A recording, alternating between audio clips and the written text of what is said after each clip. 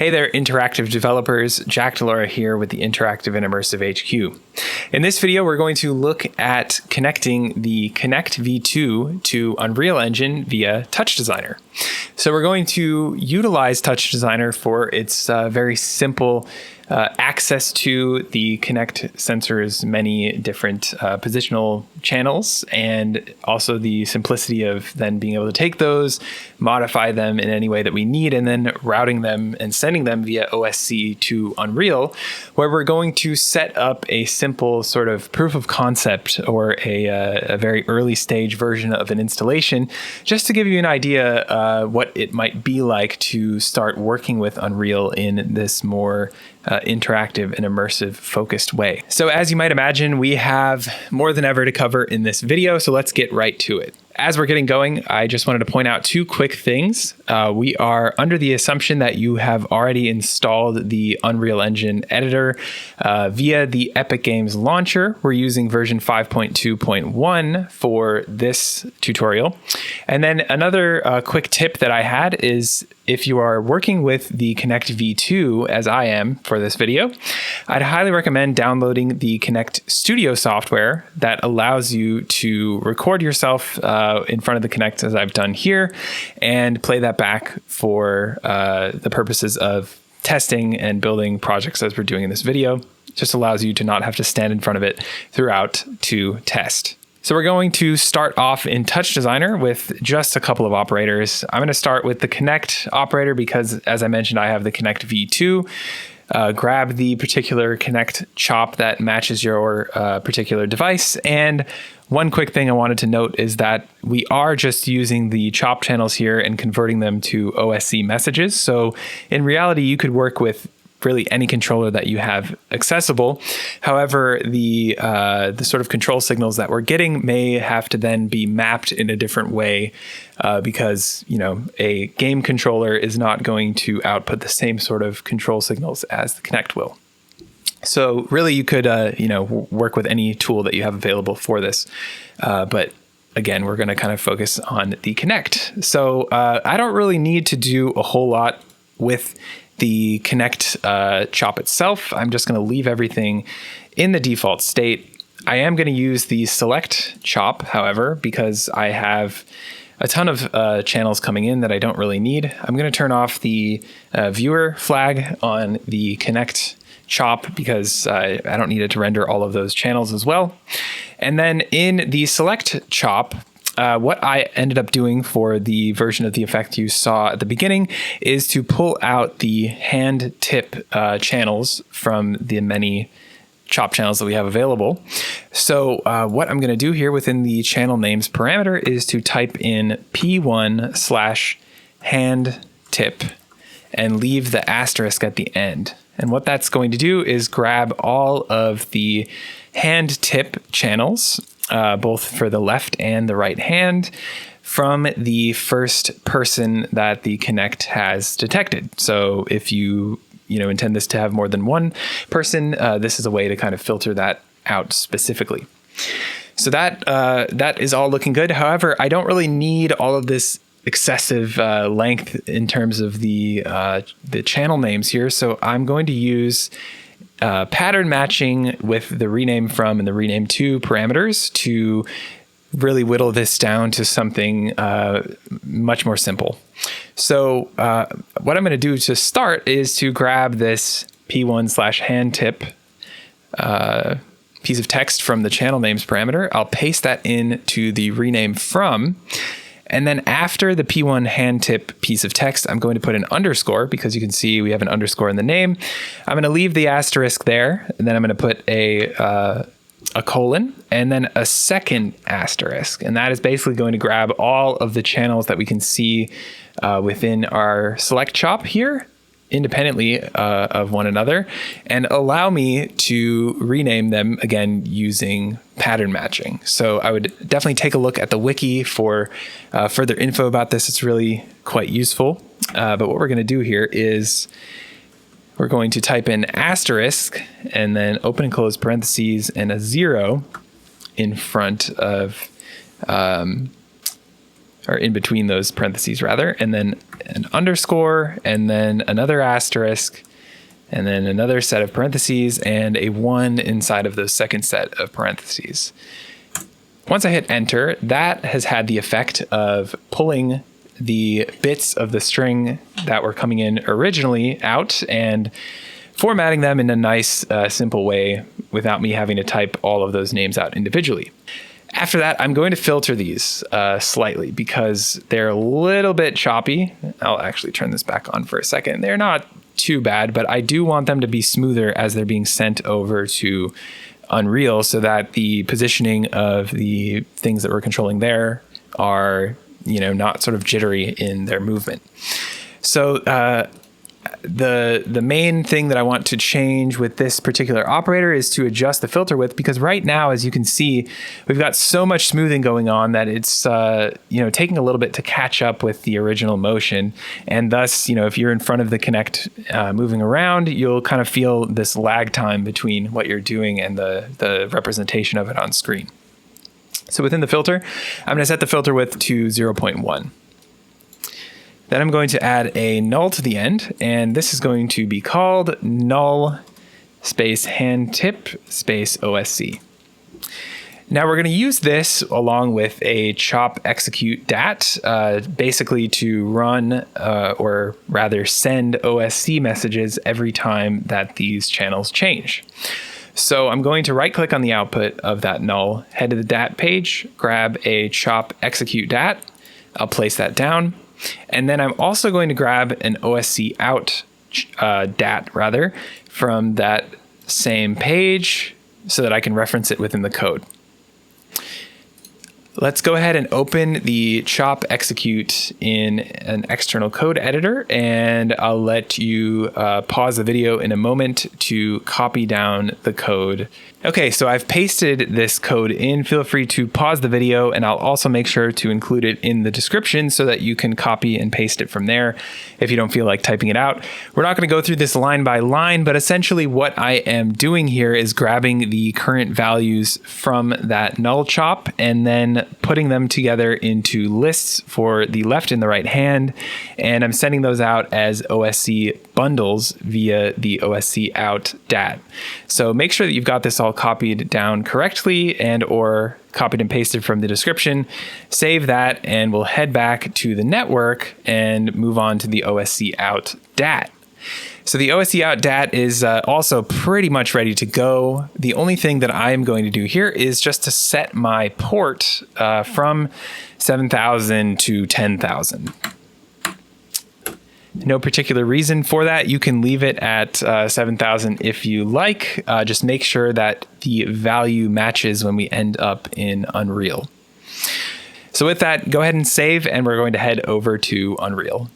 So here we are at the Unreal project browser. This is what you'll see when you open up the Unreal editor from the Epic Games launcher.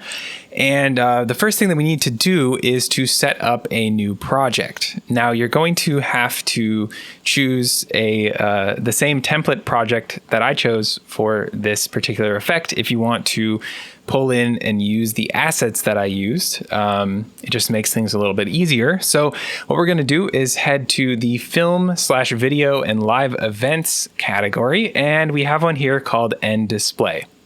Now, again, we don't really need a lot of the stuff in this particular starter level. However, I used some of it. So if you want to end up with a similar result to what I had at the beginning, you'll want to start with this one as well.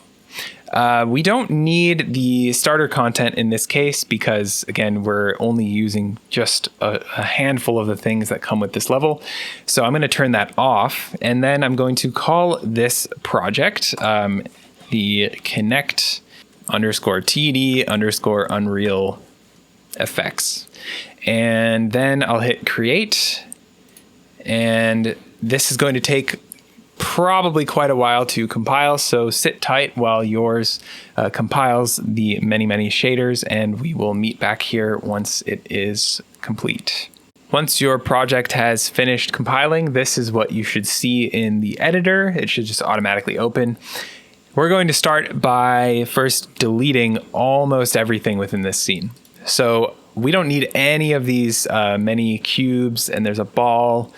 So I'm going to delete all of that down to the frozen room asset, which we actually do need because that's the sort of container or whatever that we're sitting within right now. So I'm going to delete all these cubes first, and then I'm going to continue along my deleting process here.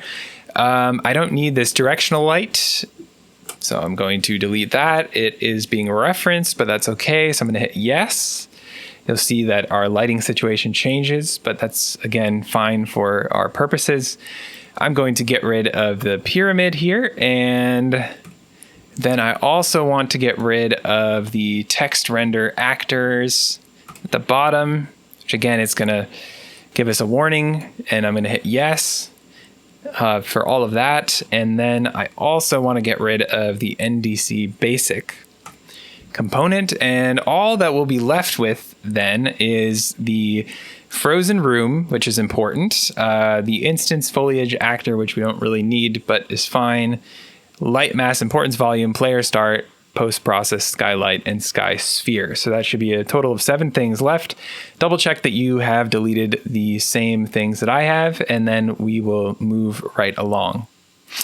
The next thing that I'm going to do is to enable the particular plugins that we need for this project. So in a sort of fresh default version of Unreal, these will likely not be enabled, and so we need to make sure that they are before moving further. So I'm going to type in OSC within this plugins window, which again I accessed via clicking this little settings button in the upper right, and then the third option here, plugins.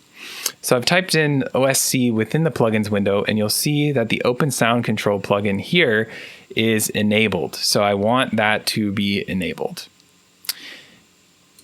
Once you've made sure that that is enabled, we're actually going to not use this library directly or this plugin directly, but we do want some of its components. So type in virtual camera, which should bring up this beta plugin. I'm going to then enable that as well. It's basically telling me that this is a beta. We shouldn't use it in a production environment. That's okay. It just provides some handy utility functions that we're going to use for our project. It now is asking me to restart the editor, so I'm going to do that, and then we'll jump back into putting our project together. Go ahead and save your project at the same time. So once the program opens back up after you have restarted, you can just double check by typing in OSC again that our plugin there is active. And then again, the other one was called Virtual Camera. And there we go, that is active as well. So we can now close out of this and continue along with our project. So let's start adding some components to our scene. I'm going to start with the Niagara particles systems, which are going to be eventually spawned from the positioning of our hands that are coming from the Kinect. I'm going to click on the content drawer in the bottom of the window here, and then I'm going to come to the right and click Dock in Layout, which will automatically place it in this lower quarter of our screen.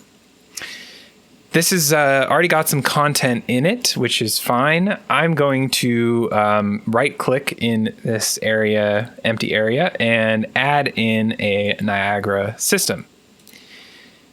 We're going to create a system from selected emitters, which allows us to basically use sort of a template to put this together.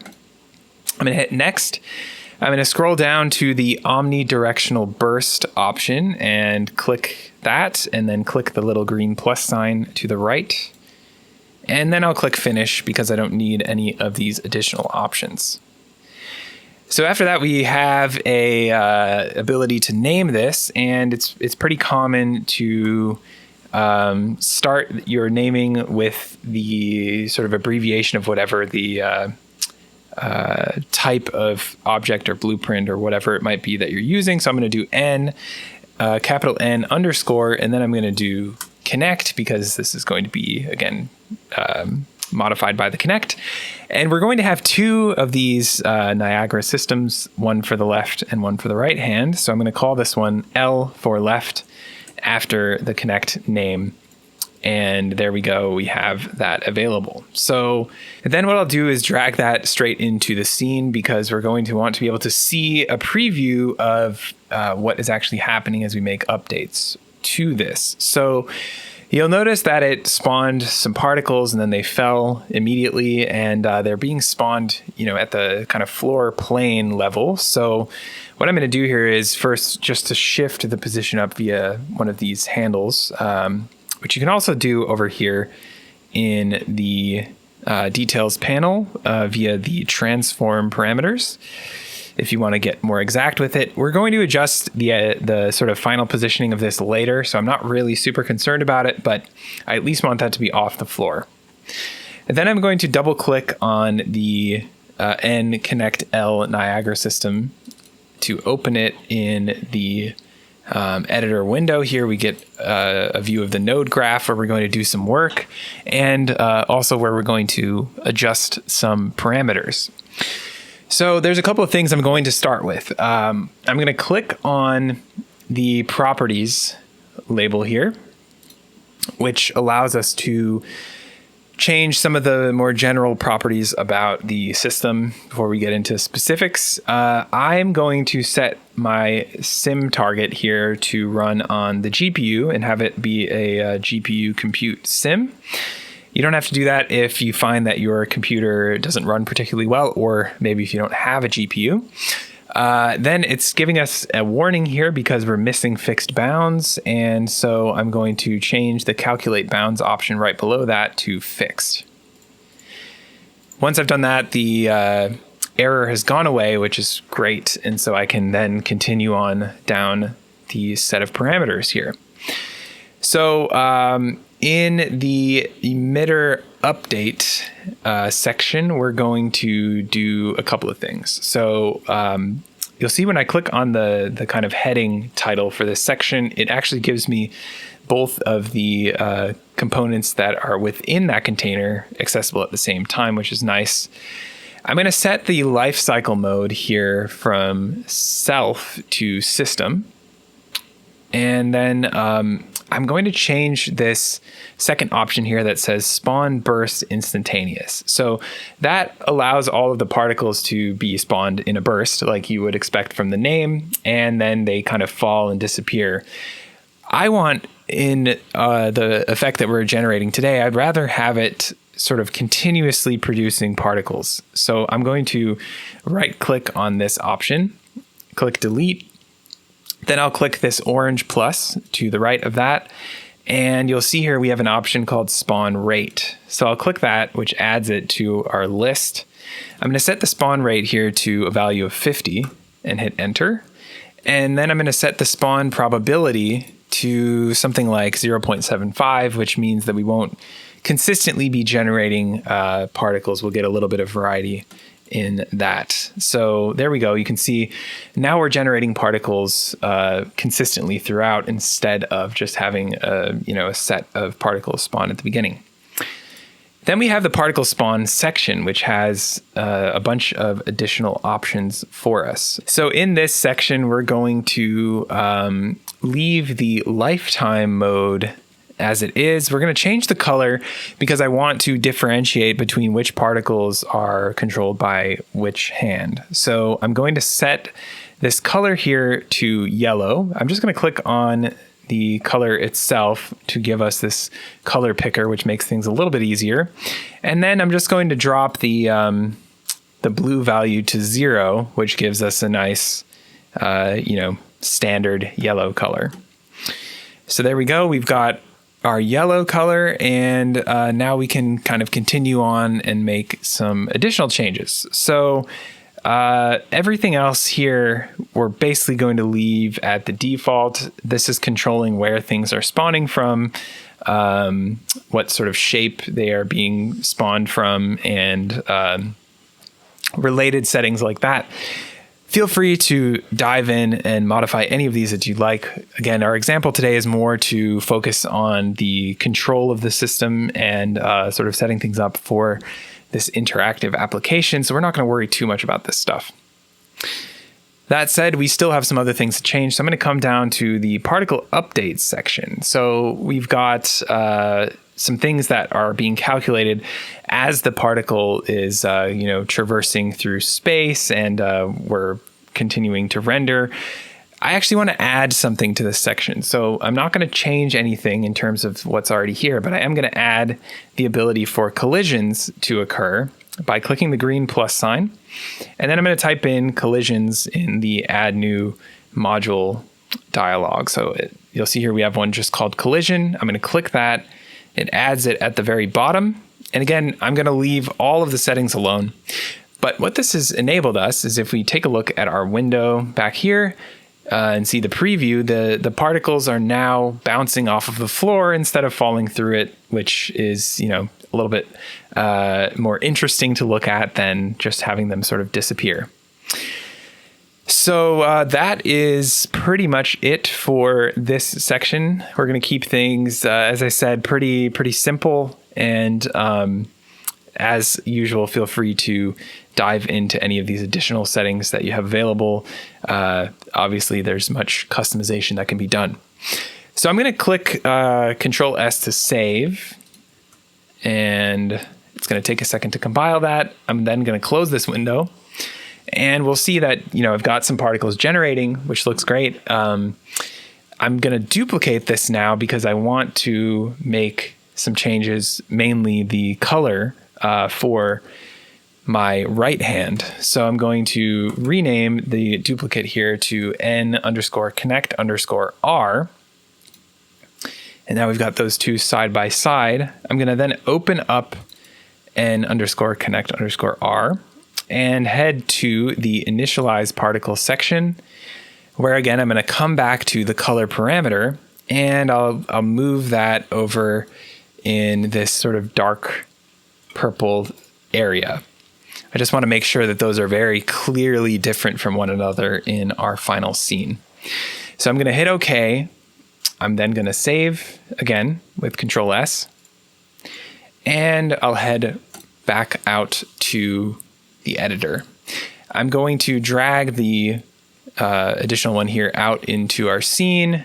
I'll move the position of that so that it's roughly aligned with the one for the left hand. And now you can see we have two different colors of particles being generated, which are, falling over the scene and look pretty cool.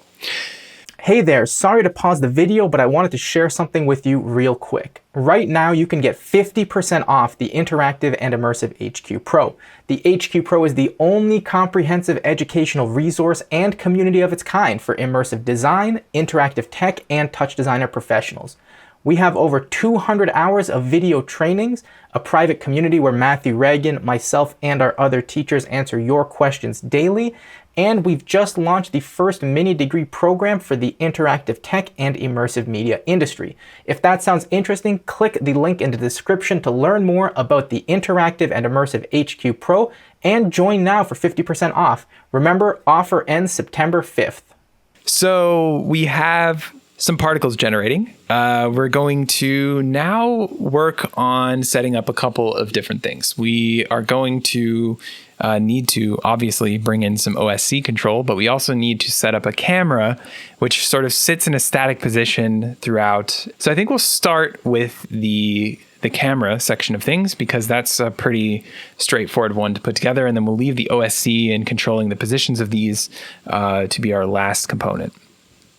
So for the camera, I'm going to go up here to the quickly add to project option, and I'm going to click or within this dropdown, go to the cinematic section, where I'm going to grab the Cinecamera actor, which is going to add a camera automatically to my scene.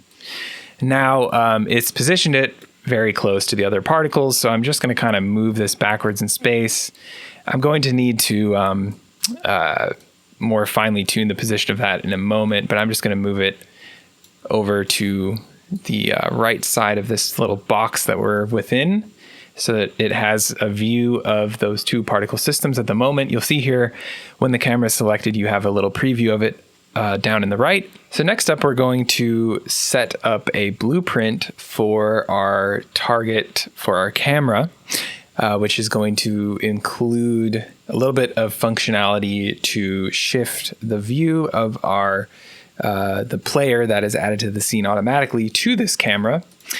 So I'm going to go ahead and right click in this empty area of the content browser, click the blueprint class, and in this case we're just going to add an actor because we don't particularly care about this being something that we can see or move around or anything like that. And then for the name, I'm going to type in BP, and then I want to call this camera, and then view. So I'm going to mouse over that so you can see what I've just typed in. There we go, BP underscore camera view.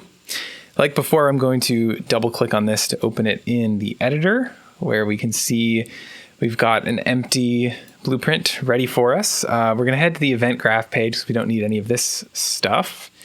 And then we're going to use the begin play function specifically because we want to make sure every time we go into this play mode, we are using the camera that we want to be using. So I'm going to drag off of this execute pin to the right, and then I'm going to turn this context sensitive switch off because you won't be able to find the particular action that we want without it. So make sure you have unchecked that box there, and then we can go ahead and search for view and then target. And what you'll see here is that we have this option called set view target with blend. That's what we want to make sure that we add to our network first of all. And so this allows us to automatically specify for our player who automatically gets added to the scene a particular view target, which is in this case the camera that we want it to use. So what I need to do here is to specify first of all a target, meaning the object that we're going to, the player object that we're going to reference here or to change the view target of. And then here with the new view target option, we're going to set our camera as this particular pin so that our character or our player rather looks through that camera. So I'm going to drag off of the new view target option or pin rather, which will create a new node. And actually what I wanted to do here is to promote to a variable. So I needed to turn the context sensitive switch back on for that to appear at the top. I want to promote that to a variable and then kind of move that over a little bit. And I want this to be viewable, publicly accessible. So I'm going to click the little closed eyelid over here on the left next to new view target. We just have to remember that that new view target means the camera that we want our player to be looking through. Now for the player, I'm going to add a new node to the network here, or an action rather, and I'm going to get the player controller. So you can see here we've got this get player controller action. So I've added that, and we want the very first player, which is player index 0. We're just going to drag the return value here onto the target, and there we go. That is actually it for this function. So that blueprint is complete and can be saved and compiled. And then what I'm going to do here is close this, and finally I can drag this into my scene. So this again is going to be the target that the camera looks towards. And so now that we are in the kind of part of this project where we're actually, going to be positioning the camera and where it's going to be viewing and that sort of thing, let's go ahead and get a little bit more specific about the positioning of the objects in the project as well. So I think let's go ahead and start with the camera, and then from there we can go on and do the same thing with the BP camera view and our two Niagara particle systems. So for the camera itself, I'm going to click on that and then come over here to our transform parameter, and I'm going to set the X transform to be -500, which shifts it back a little bit. And then for the Y, I'm going to set that to 0. For the Z, I'm going to set that to 150.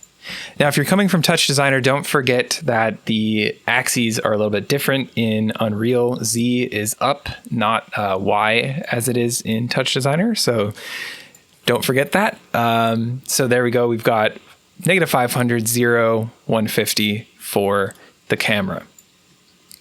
Now, we can also set the look at tracking settings now so that it actually can look towards our new Blueprint actor rather that we've added to the scene. So I'm going to click on the enable look at tracking setting, which will have shifted the view downwards in the little preview here. And then we're going to need to specify also the actor we want it to track. So I'm going to click the little arrow here next to none. I'm going to grab the BP camera view that we have just added to the network. And then I also want to add a relative offset here because that will allow us to shift the position of the camera a little bit without, or rather the view of the camera without having to move this object. So I'm going to set the Z value here to 20. And you can see that our camera view has then shifted upwards without sort of losing the overall positioning. So that is going to be helpful in a moment once we kind of continue positioning everything else. So I'm going to come now to the BP camera view, the Blueprint / actor that we've added, and we do exactly the same thing. So this is going to be, again, positioned differently than what we've got it at right now. So I'm going to set the X position to 760, the Y position to 10, and finally the Z position here to 210. So that's kind of placed it roughly in the center of this wall here and a little bit lower, so that when we look through the camera, you know, we're not seeing over the top edge of this wall, and we can see our particle systems. What I did in the original version of this project was to actually make a sort of little hierarchy here using the BP camera view as a parent, and then placing these Niagara particle systems as children of that parent, or attaching them to it. And I've done that because it allows me to, so again, you can just drag them onto the title of the object you want to connect them to. I've done that because it makes it very simple to position them as if our camera view object here is the center point, and then sort of spread from there, which, you know, since that is controlling our camera's view, it just gives us a kind of nice like 0, point to start from. So I've made both of those, or I've connected both of those to the BP camera view, so I can come to the Kinect L, where I'm going to reset the position here, which should bring it back to the exact same position as the BP camera view object. I'm going to do the same thing for Kinect R, so now they're both overlapping one another. And I guess I'll shift my view here a little bit so that we can actually see what's going on. So there's the camera. And here we go. We've got both of our particle systems on top of each other. Then what I'll do is I'm going to shift a little bit in the Y direction each one of the particle systems so they're offset a bit from this center point. So we're going to try something like or rather for the left one, -150. And then for the right, we'll set the Y value here to 150. So we've got those all set up. Another thing that I did within this scene, just to make things a little bit easier to see visually, is to add some simple cube objects at the center point of each one of these Niagara systems in order for you to be able to see where your hands actually are in space. And that just gives us a sort of visual cue as to where our tracking is actually being picked up. So to add the two cubes into the scene, we're going to come back up to the quickly add to project option. We're going to go down to shapes and hit cube, which will have added that to the scene. I'm going to once again use our sort of connection hierarchy system here. And I'm going to drag the cube onto the, or I'm going to try to drag the cube onto the Kinect L option, but you'll see that it gives us a warning because it is by default set to the static mobility option. I'm going to set that to movable because obviously this is going to be something that will move and be translated by the Kinect. And then I can click and drag that onto the Kinect L so that it can again inherit the positioning from that object. So now that that is connected to that and Kinect L, I can then reset the positioning, which has put it right at the center of that system and is now actually containing that system, which we don't want. So we're going to have to adjust the scale of this cube as well. I'm going to set the scale here to 0.3. And I want all of the scale values to be the same. So I'm going to click the little lock button here. Actually, I need to reset that, click the lock button, and then put 0.3 in so that we keep that 1-to-1 ratio between all of those. Now we have a cube on the left particle system, and we're going to do the same for the right. So it actually is pretty easy to just copy and paste this cube. So I'm going to do that by hitting Control-C and Control-V while I'm in the outliner. And I'll just drag the second cube down under N-Connect R. And like before, I'm going to reset the position, and now we've got a cube for that one as well. So that is all set up. And now our kind of main component of our project today, which is going to be adding in the blueprint that is going to bring in our OSC control and add it or apply it to the transformations of these objects. So this is going to be, again, a blueprint, as you would expect, and we're going to need to add a blueprint class for that. And like before, I'm going to use the actor class because that's fine. There we go. We've got the blueprint down at the bottom. I'm going to call this one BP and then OSC in because we're bringing the OSC into the program. So there we go. There's the name a little bit bigger if you couldn't see that before. So here we are in the editor for the BP OSC in blueprint that we just created. I'm going to head over to the event graph, and I'm actually going to copy and paste in the nodes that we need to add. Just because there are so many of them, it would take quite a while to go through putting the whole thing together. Fortunately, Unreal has made it super simple to be able to do this, meaning that I can actually share the final text version of this network with you in the description below, which you can copy and paste directly into your own network, and it will place everything just as I have it here. Everything will be connected and functional exactly as we see it in this project.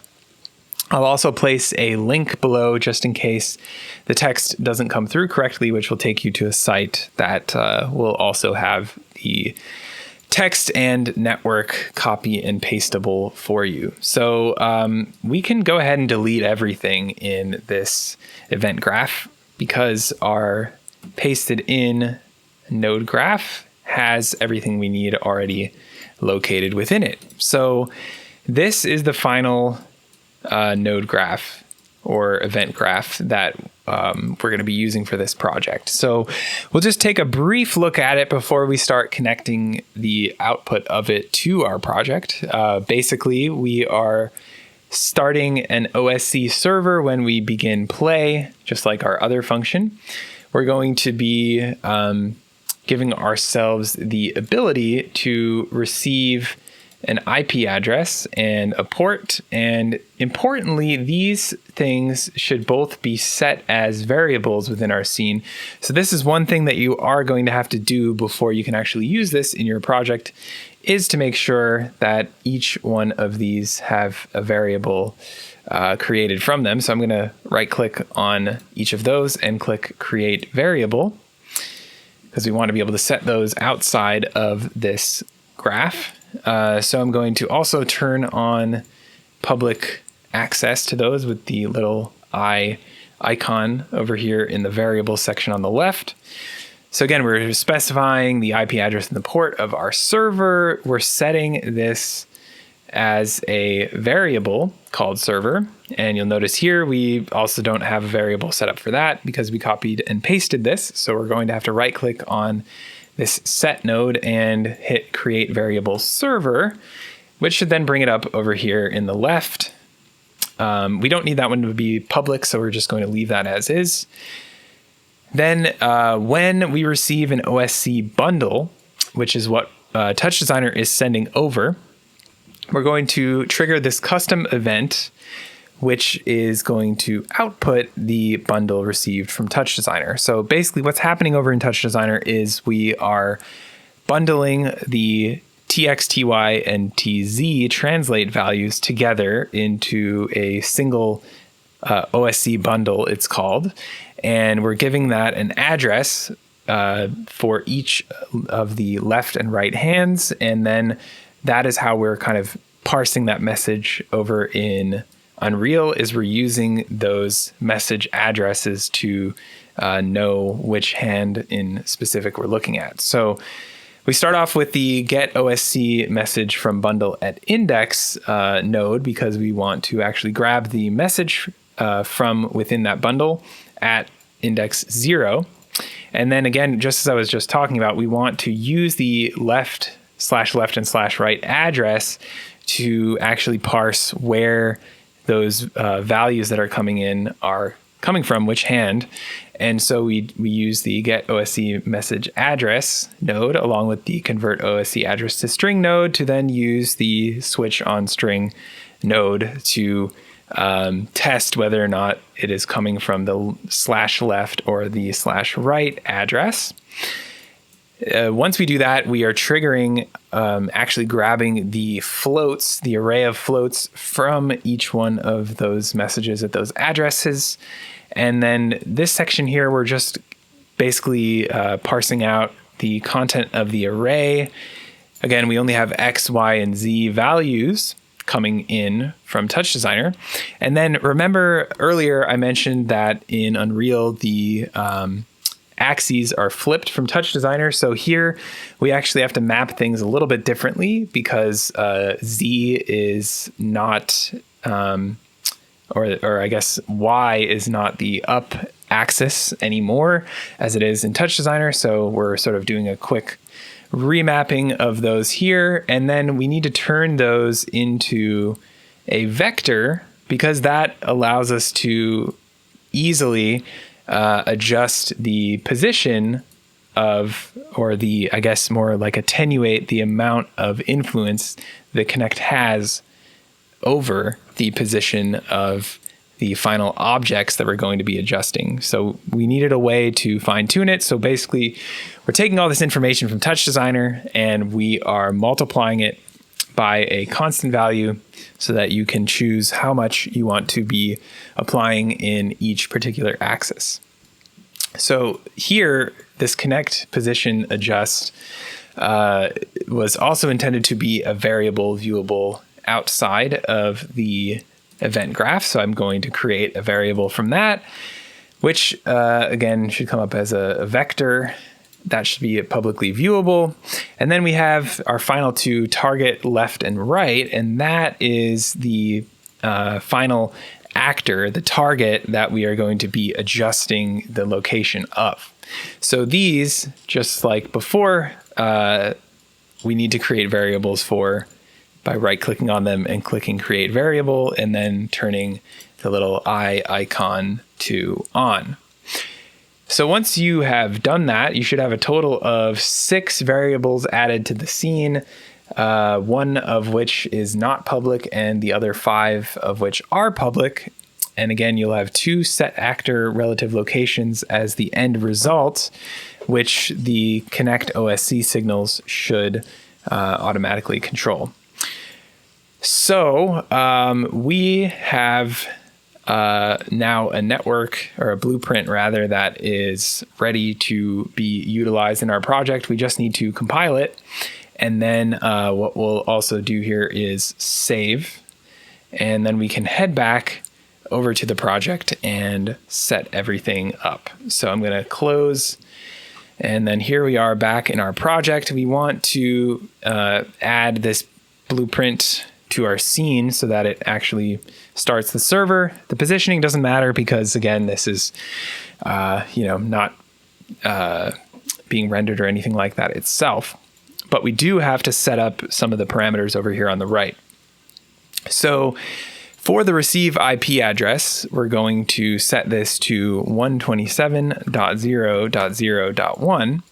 And then the port, which we set up previously, was 10,000.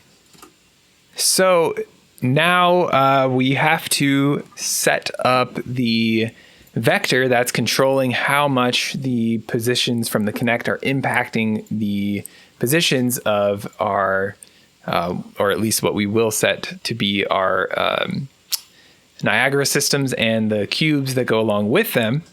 I found with my particular information coming over from my sensor based, again, on the positioning of that sensor and my own, body geometry that's being recorded, that values of 100 for X, 200 for Y, and 200 for Z gave me some relatively good results, which we'll look at in a second, but your mileage may vary and you may have to adjust that to something, depending on a lot of different factors, but this is where you can do so.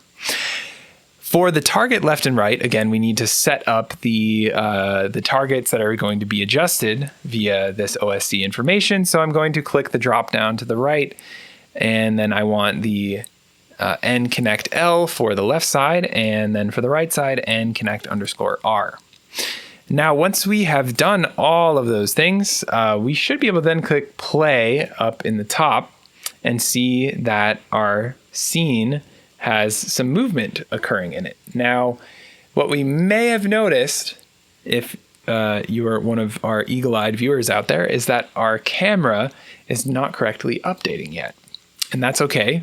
We have probably some additional settings to take care of, but we can see that the Kinect OSC information is actually coming in and manipulating the positions of the boxes and the particle systems correctly. So let's take a look at the camera situation real quick, and then we'll move on to our final sort of closing section. So BP camera view, we remember, is the object that the camera is looking at, but it also has the blueprint functionality, which is shifting the viewer target rather of our scene, of the player that's added to our scene rather. So we have this new view target parameter, which we never set up, and that's why when we hit play, the view of our scene stayed exactly the same.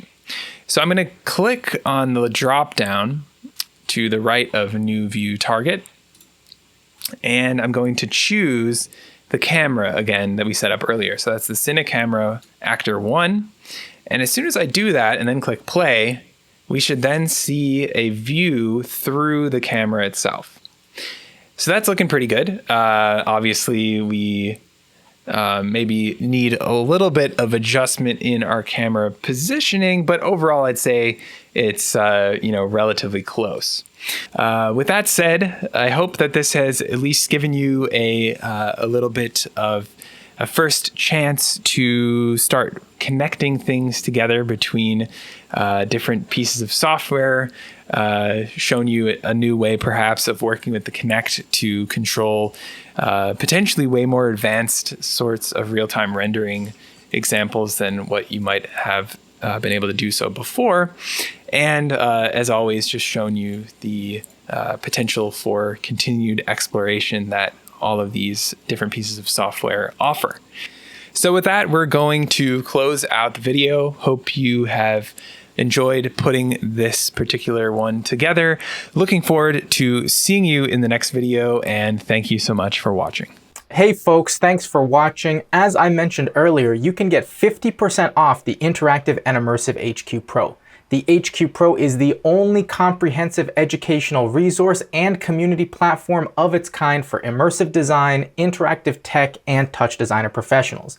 We've got over 200 hours of video courses and trainings, a private community where Matthew Reagan, myself, and our other teachers answer your questions daily, and we've got the first professional certification program for TouchDesigner professionals. We've also just launched the first mini degree program for the interactive tech and immersive media industry. If that sounds interesting, go ahead and click that link in the description so you can learn more about the Interactive and Immersive HQ Pro and join now for 50% off. Remember, offer ends September 5th.